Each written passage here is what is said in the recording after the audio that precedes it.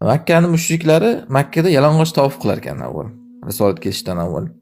Har xil ilm-sirim bo'lgan ularning o'zlari shunaqa gunoh qilgan kiyimlarimizda tavof qilishimiz Xudoning uyida joiz emas degan shunaqa ilm-sirimlar bo'lgan. O'shanda hatto ba'zan ayollar ham yalang'och tavof qilar ekanda Makkada. Keyin avratiga qo'lini qo'yib olar ekan. Bitta qo'lini orqa avratiga, bitta qo'lini oldi avratiga qo'yib olar ekanda, shu qismini olib tavof qilib aytar ekan.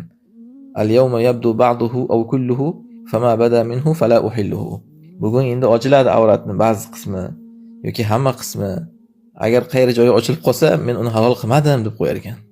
Ana shu narsani keyin kelib islom harom qildi mana. Hech qachon endi Makkada yalang'och odam tavof qilmaydi deyildi, erkagi ham, ayoli ham. Chunki nima degan gap bu, ochib qo'yib endi men ochilganini lekin halol qilmayman deyish. Endi bu qissani bu yerda aytishimdan maqsad hozir mana bu ayollar qilayotgan ishi ham shunga o'xshaydi demoqchiman. Avratni ochib qo'yib omonat deyish nima degan gap bu? Qani omonat odamlarda hozir?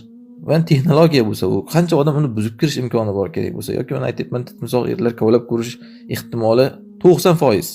99% ham do'ring, ishonavering. Nima bo'ladi keyin u ayol? Hamma joyda rasm. Ertaga tarqab ketsa odamlar ichida rasmlari boshqalar. O'zi bir uyalmaydi bundan, o'zi bir sharmanda bo'ladi-ku. Topilgan pul nima foyda beradi yoki unga kerak emasmi? Pul birinchi darajadami, obro'dan ham, iffatdan ham. Musulmon ayol aytilinadi, hech qachon avrati bilan pul topmaydi. Buni juda qo'pol ko'rinishi o'sha buzuqlik bo'lsa, kichik qisman ko'rinishi mana shu narsa ham bo'ladi. U jasad bilan pul topmaydi hech qachon ayol.